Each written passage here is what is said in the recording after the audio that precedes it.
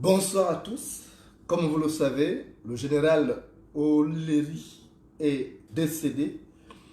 Il nous a quittés hier à 17h30 à l'hôpital d'instruction des armées de Mélène.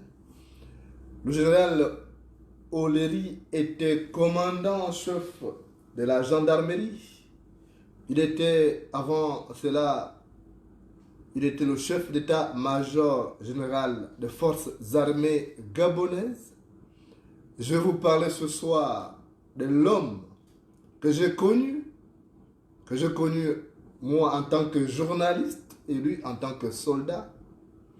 Parce que notre pays regorge des valeurs et lorsque certaines s'en vont, il est important justement de souligner les points forts de ces hommes-là.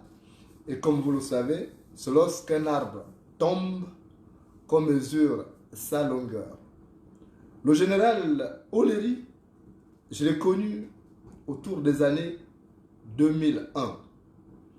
Je revenais à l'Union après avoir séjourné à TV+, et Africa numéro 1. Et j'étais en charge des faits divers.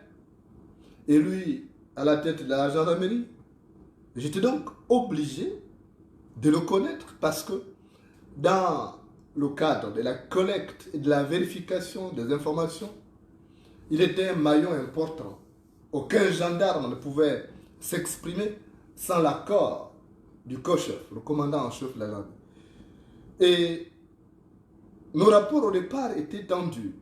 Tendus parce que j'avais fait un article où j'ai cogné sérieusement sur la gendarmerie nationale et sur lui en tant que patron. Je ne le connaissais pas particulièrement. Mais j'avais fait un article dur avec une chute qui était vraiment osée. Et j'ai reçu ce jour-là son coup de fil. J'ai vu un numéro 22, 06 22, et puis j'ai décroché. C'était le numéro qui était attribué aux personnalités UP de la République. Bon, mon oncle, chez le Mbika Mbongila, avait un 22. J'ai d'abord pensé que c'était lui. Et quand j'ai décroché, il dit, le général Olé. Et puis je réponds, respect mon général. Il dit, oui, mais mon fils, commence par me respecter. Tu es en train de me connaître sérieusement dans le journal ce matin. Passe à mon bureau. Et je suis parti à son bureau avec la peur au ventre. C'était quand même un général, j'ai entendu parler de lui dans sa rigueur. Et puis j'ai dit à mes collègues de l'Union, j'ai dit, ben, si je ne sors pas, c'est que le général Oléry m'a mis en prison parce que j'ai connu sur lui. Ils m'ont dit, il ne va pas t'enfermer, il va peut-être donner un complément d'information. Donc je suis allé à Gros Bouquet et j'ai été reçu par le service, celui qui tenait le service de communication. C'était le commandant Nzenge que vous voyez ici, qui lui aussi est décédé malheureusement, et qui était aussi le mari de ma belle-sœur, Flore. Parce que moi j'ai ma fille qui s'appelle Nadira, et elle est issue de la petite sœur de Flore, donc l'épouse du défunt Nzenge que vous voyez ici avec le général Oléry. Donc je suis allé à Gros Bouquet, et quand il m'a vu, il a souri. Il m'a dit, tu as mis le patron un peu mal à l'aise ce matin. J'ai dit, bah, dis-moi, c'est quoi la température là-bas? Est-ce qu'il est fâché? Il dit, non, il n'est pas fâché, c'est un Perse, il est sage au valet. Et puis il est allé m'annoncer que j'étais là. Et il s'est levé, il est venu à la porte. Déjà, j'ai apprécié cette humilité. C'était un homme simple, humble, un père adorable. Et il est venu à la porte, m'accueillir à la porte. Il y avait les deux secrétaires qui étaient là. Et puis, il m'a dit, viens. On s'est installé à son salon. Et il a ressorti le journal. Et il avait souligné au stabilo certains passages. Et il m'a dit, bon, par rapport à ces passages-là, voilà ce qui se passe. Par rapport à ça, voilà ce qui se passe. Il dit, bon, la prochaine fois, pour avoir des informations exactes, je souhaite que quand tu as un article, tu m'appelles. Je ne vais pas te bâillonner. Tu es journaliste. Tu fais ton travail librement. Mais pour avoir l'équilibre d'information, il serait souhaitable de m'appeler de temps en temps. Voilà mon numéro. Il m'a donné sa carte de visite. Il a écrit son numéro au stylo, le 0622. Et puis je suis rentré à la rédaction. Lorsque mes collègues m'ont vu, ils m'ont dit, mais il t'a pas arrêté contre ma... J'ai dit non, il ne m'a pas arrêté, ça va, il m'a parlé. Il m'a dit qu'il souhaitait que la prochaine fois, que je fasse réagir quand il veut, quand il y a un fait qui nécessite. Donc, c'était une porte déjà ouverte pour moi d'avoir le commandant en chef de la gendarmerie directement. C'était un honneur, un privilège. Et à chaque fois qu'il y avait des articles qui nécessitaient la vérification de l'information, donc je l'appelais directement. Je contenais même mon rival, je peux l'appeler ainsi, le défunt Nzenge, parce qu'il était au service de communication. Et il me dit, mais tiens, désormais tu as le couloir direct, tu n'as plus besoin de moi. J'ai dit, mais tant mieux. Et nous avons, à partir de ce moment, eu des rapports cordiaux. J'ai vu en lui un père. Et nos rapports se sont consolidés lorsqu'il a découvert que j'étais le neveu de Chil Mbika Mbongila, qui avait déjà des rapports familiaux avec lui. Il m'a dit, mais tu es mon fils. Et on a eu donc ces rapports. Mais il m'a dit, je ne veux pas que parce que tu es mon fils, et que lorsque mes éléments commettent des erreurs, tu ne dois pas taper sur eux. Il faut cogner sur eux. Moi, je suis quelqu'un de rigoureux. Et parfois, il me disait, cogne. Telle situation, il faut cogner. Je ne suis pas là pour accepter. Surtout lorsqu'il s'agissait de situations de raquin. Je me rappelle un jour, d'ailleurs, j'ai pris le véhicule d'un ami, un taxi. J'ai pris le taxi d'un ami. Et puis, je l'ai appelé d'abord. J'ai appelé le général Oléry. J'écoute, je vais travailler ce soir. J'ai envie de capturer les gendarmes et les policiers ripoux qui raquettent les gens. Et c'est comme ça que j'ai pris le taxi d'un ami qui était taximan, je ne sais pas s'il est encore à Libreville parce que je n'ai pas de ses traces. Il s'appelle Émile, il habitait au PK à 6. Donc j'ai pris son taxi et puis j'ai pris une casquette. Et la nuit, à 21h, j'ai commencé à tourner comme un taximan. Donc je tombe à des postes de contrôle. Je suis tombé à un poste de contrôle qui était au niveau des London. Là, c'était des gendarmes. Ils ne m'ont pas reconnu parce que j'avais pris une casquette, j'ai tourné. Et ils m'ont contrôlé, je suis passé. Et puis je suis arrivé aux affaires étrangères. Mais je lui avais dit que je ferais ça. Il a rigolé un peu, il dit, mais tu es un cas toi. J'ai dit, non, je veux faire ça. Donc, et puis je suis arrivé aux affaires étrangères. Je suis tombé sur un contrôle, il y avait 4 policiers qui étaient là. Et ce jour-là, le policier me demande leur récital habituel, présentation des pièces afférentes à la circulation du véhicule. Je présentais le permis de conduire, je présentais la carte grise. Et puis, il me dit, certificat de nationalité, comme il a vu. Vous savez, ce n'est pas tout ce qu'il lisait. Les policiers ne lisaient pas. Ils ne savaient pas que Jonas Menda, c'était un journaliste. Donc, il a fait la bêtise lorsque je présentais tous les documents. Et il me dit, certificat de décès. Alors, j'ai dit, mais vous êtes malade, vous, policier, vous demandez certificat de décès à quelqu'un qui est en vie. Et puis, c'est comme ça. Et puis, j'ai sorti ma carte professionnelle pour dire aux policiers, bon, je ne suis pas taximan, je suis journaliste, si vous voulez voir comment vous fonctionnez, comment vous raquettez, et tout a s'enregistré. Et le gars, il a mis les mains sur la tête. Et puis j'ai appelé le général Oleri. J'ai dit, bon, j'ai tourné dans la ville, je ne suis pas tombé sur un gendarme qui m'a raquetté. Mais en revanche, je suis tombé sur un policier ripou. J'ai dit, bon, c'est pas moi qui gère les policiers. Ça, il faut voir ça avec le commandant en chef le co-chef de la police. Et c'est comme ça, c'était, à l'époque, c'était le frangin qui est maintenant, oh là là, il a des soucis, il a été viré. Bref, je l'ai appelé, je lui ai dit, mais tes éléments sont des bandits. Et le lendemain, on s'est retrouvé au bureau avec le général Oleri. Il m'a dit, tu fais du bon travail. En réalité, tu dois être bien protégé parce que tu peux subir des représailles. Et il avait compris la nécessité de me protéger. Et quelques temps plus tard, nous étions en 2006, je crois. Donc, je suis à la tête du service fait divers et justice. Et il y a un enseignant de Mayumba. Le prénom m'échappe, hein, vous savez, ça date déjà. Mais il s'appelait Mapangu. Il avait été kidnappé au PK6. On a retrouvé juste son véhicule là. Et il a été déporté au PK68. Donc au PK68, il a été déporté là-bas. Et moi, j'enquêtais sur la disparition de cet homme-là. Parce qu'après, quand il a été déporté, lorsqu'il y a eu des pressions, on lui avait coupé la langue. Et ils sont venus le déposer. On l'a retrouvé presque agonisant. Et moi, j'enquêtais, donc je suis allé au PK68, c'est sur la route nationale, à Printoum, entre Toum et Kango. Et je suis arrivé là-bas pour une enquête par rapport à cet enseignant qui avait été, dont la langue avait été coupée. Et séance tenante, j'ai découvert, parce qu'il y avait des Camerounais qui sont venus me dire que, en fait, dans la forêt là-bas, il y a un campement où on fume des cadavres. Donc, quand j'apprends l'information, tout de suite, j'appelle le général Oleri. J'ai pensé, puisqu'il a dit qu'il avait besoin de protection. Donc, je l'appelle, je dis, mon général, je suis au PK68. On m'a dit qu'il y a un campement, on fume des cadavres. Il dit, oh, mon fils, toi aussi. Tu crois que c'est vrai ça? Je dis, non, c'est des Camerounais. Il dit, il ne faut pas, parce qu'ils peuvent juste pour te tendre un piège. J'ai dit, c'est des Camerounais, ils ne m'ont rien demandé. Mais ils font, ici, les planches là-bas, ils m'ont dit qu'ils ont découvert un campement où on fume des cadavres. J'aimerais y arriver. Il m'a dit, donc tu ne peux pas aller seul, je t'envoie du renfort. Et c'est comme ça qu'il a envoyé des gendarmes. Il a envoyé un camion, un berlier, et qui est venu me retrouver au PK68. Et nous sommes allés. Je vous ai déjà montré ces images-là, des cadavres fumés. Ça a été mon plus grand choc. Et j'ai pu réaliser sur le terrain 96 photos. Et quand je suis venu, tard dans la nuit, il m'a dit, tu viens, je t'attends au bureau. À 21h, je suis allé au bureau, il était encore au bureau. Je présentais les photos. Il dit, est-ce que tu peux les légender et les tirer en carte photo? Je dis, il n'y a pas de souci. Je vais aller le faire. Et je suis allé au journal, à la rédaction, et j'ai tiré ces photos, j'ai donc légendé. Et le lendemain matin, On se retrouve au bureau.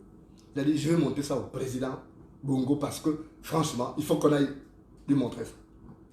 Je dis, mais monsieur le président, mon général, je n'ai pas envie. Il dit, non, viens. Parce qu'il faut qu'il sente que c'est toi qui as fait ce travail. Donc, nous sommes partis ces jours-là. Et le président Bongo avait regardé. On a fait l'album de 87 photos. Il a regardé une page, 2 pages. Il a dit, cherchez quoi? Et il a dit au général, il dit, tu prends tes responsabilités. Ces choses-là ne doivent plus exister. Et quand nous sommes sortis de là, il m'a dit, en fait, l'Union n'est pas suffisamment préparée pour ce genre d'enquête. Pourquoi tu ne faisais pas ton journal à toi? Donc on est reparti au bureau, on a réfléchi. Et il m'a dit, tu aurais un journal d'enquête comme détective, comme ça tu travailleras avec les gendarmes. Et ils pourront chaque fois te gueuler. Et c'est comme ça que j'ai nourri l'image, l'idée de créer un journal. Étant l'Union, on a tout verrouillé, donc c'était fait divers. J'étais passé à la RTG pour annoncer que j'ai créé dans mon journal. Le titre, j'avais d'abord choisi Révélation, parce que lui, il avait voulu que ce soit Révélation. Et moi, après, je dis fait divers, ce serait bien. Donc, c'était quelqu'un qui avait des idées. Ce n'était pas un général bête, parce que pour être un bon militaire, il suffit d'être gros et bête, mais ce n'était pas le cas du général Leleri. C'était quelqu'un d'assez intelligent, qui savait anticiper. Et du coup, de là, j'ai eu cette idée-là, quand il m'a fait cette proposition. Il m'a dit, parce que l'Union, c'est l'information générale, et puis c'est quand même un journal pro-gouvernemental, il y a des choses que tu ne pourrais pas évoquer là-dedans. On a besoin de savoir ce qui se passe dans ces pays. Donc, on a eu ces rapports-là, c'était maintenant des rapports de fils à père, de père à fils, parce que je le prenais pour mon père maintenant. Et je me souviens d'ailleurs, un jour, c'était un grand joueur de tiercé. Ça, je garde de lui un grand... Moi, je ne connaissais rien du tiercé, et jusqu'à là, je n'ai jamais joué. Un jour, il joue au tiercé, je ne sais pas combien il a gagné, je ne vais même pas demander. Et il dit, mon fils, viens prendre l'argent du carburant, j'ai gagné au tiercé. Je suis allé dans son bureau, il m'a tendu l'enveloppe, il a mis 300 000 francs à l'intérieur.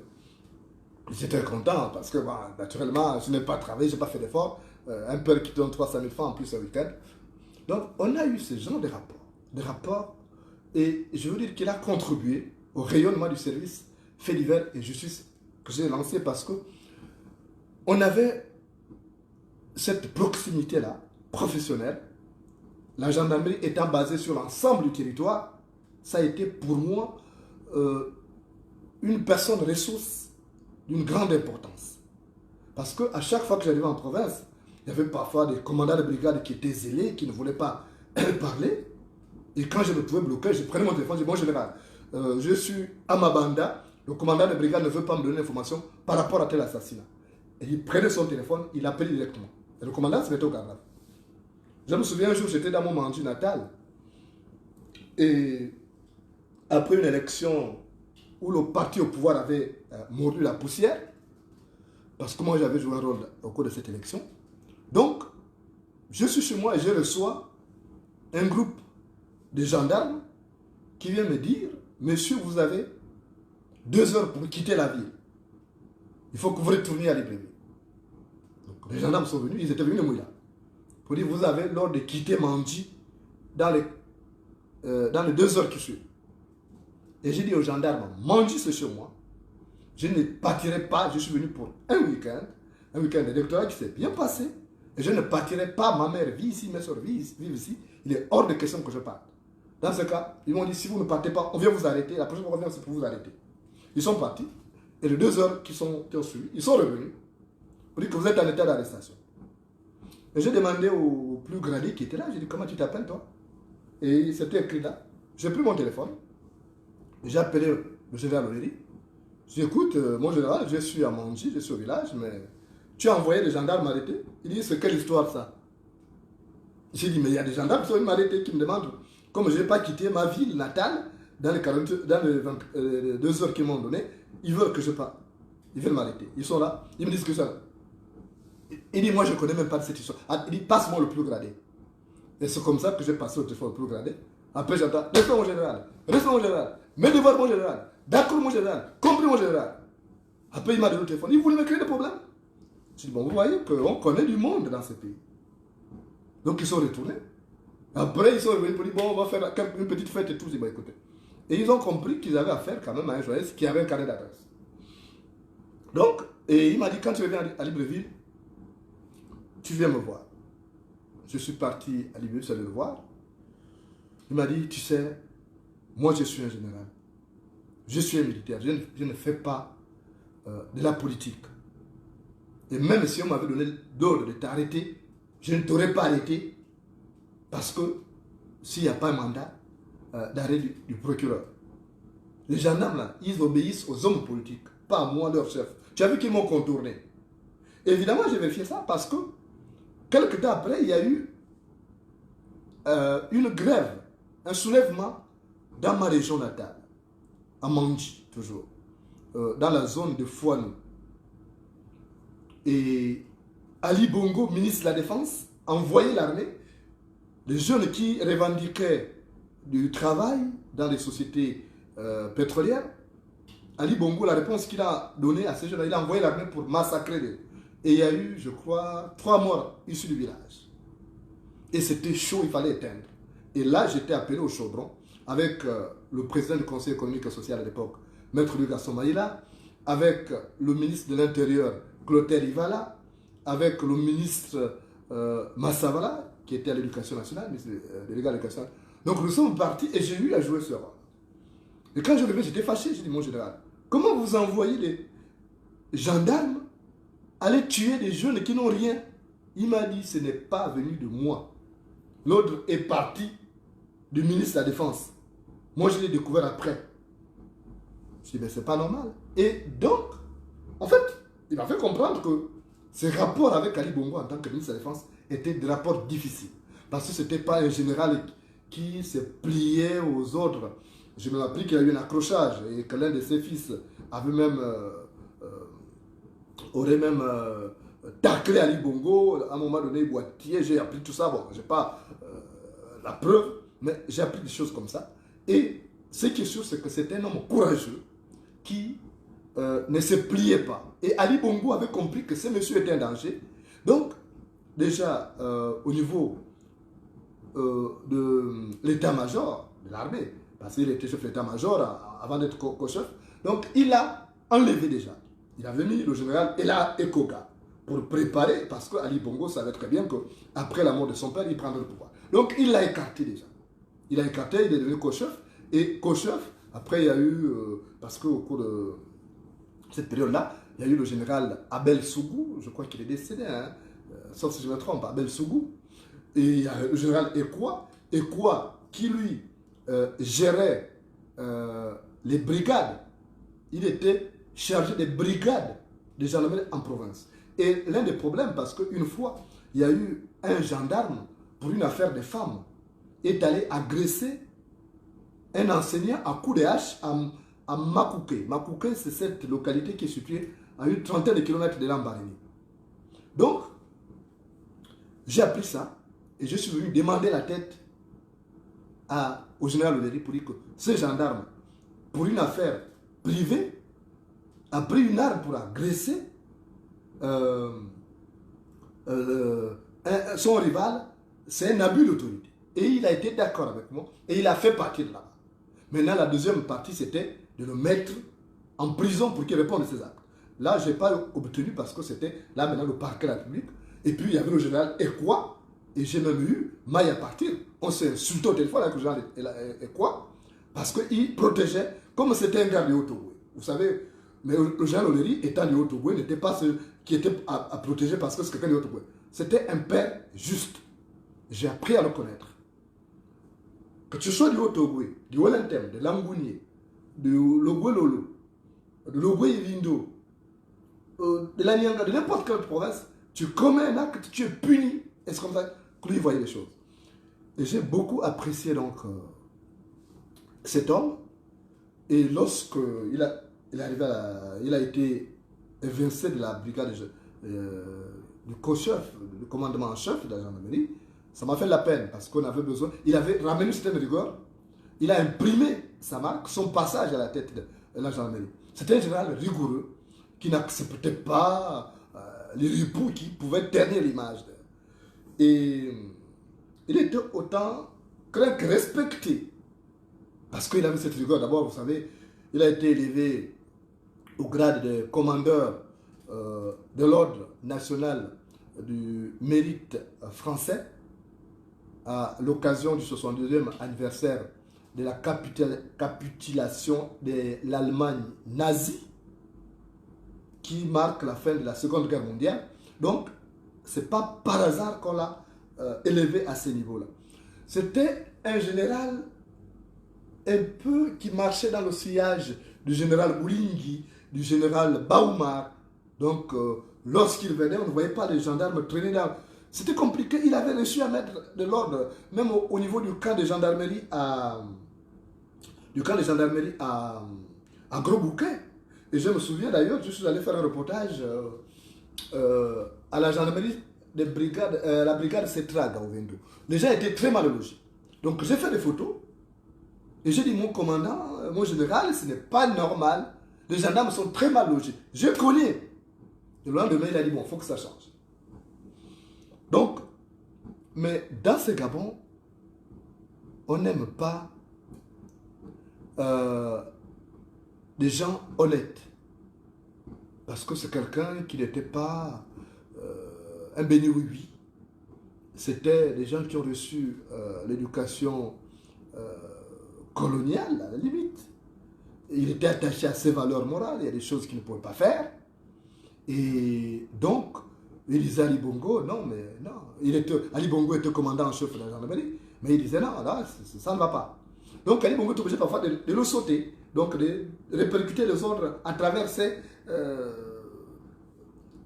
civils qui étaient là, et en sautant lui-même le commandant en chef de la gendarmerie. Donc, le rapport était des rapports difficiles, parce que c'était un homme courageux qui pouvait dire non, et qui, ma foi, ne pouvait pas apprécier ce qui se passe en ce moment.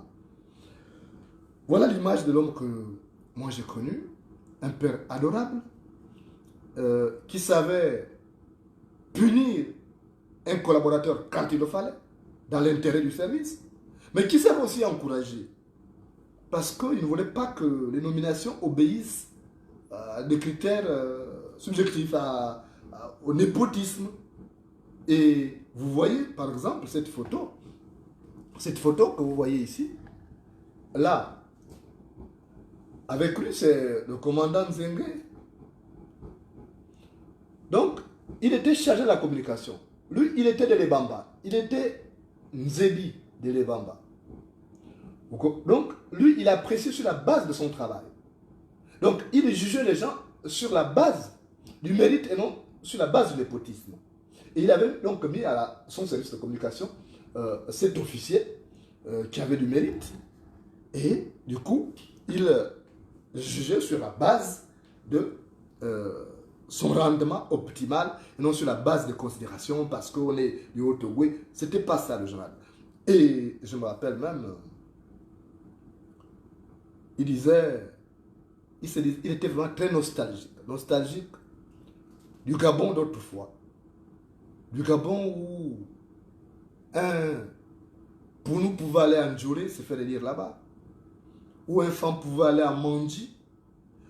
C'était quelqu'un qui avait compris les valeurs d'unité nationale et qui acceptait tout le monde au-delà des divergences parce qu'il avait compris, comme bien d'autres, que la beauté d'un tapis tient à la diversité de ses couleurs et celle des hommes à leurs différences.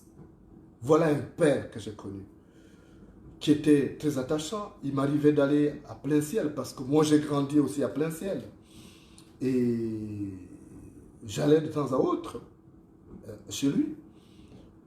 Les passages à Franceville, mon dernier passage quand je faisais mes adieux au Gabon, quand je faisais mon dernier voyage dans le Gabon profond, j'avais appelé parce que je voulais lui dire au revoir. Je savais que quelque chose allait se passer, où j'allais être assassiné, où je prenais l'exil. Je l'ai appelé. Il me dit, je suis monté à Libreville. Moi, j'étais à Franceville. Il dit, bon, mais quand tu remontes, si je suis encore à Libreville, tu m'appelles, on se verra. Malheureusement, quand je suis remonté à Libreville, parce que j'ai fait le dernier tour du Gabon profond, je savais que quelque chose allait se passer. Je savais qu'Ali Bongo allait soit m'assassiner, ou soit me contraindre à l'exil. Il n'y avait pas d'autre choix. Donc, il fallait faire des adieux à ces personnes qui ont fait ma force, qui ont fait de moi le journaliste bien informé que j'étais au Gabon, cet enquêteur qui était rigoureux sur le terrain, qui avait une source inextricable d'informations. Donc il fallait dire au revoir à ces gens-là. Et le général Oleri faisait partie donc de ces hommes-là qui voulaient un travail bien fait. Et pour un travail bien fait, il estimait qu'il fallait aller à la source d'information.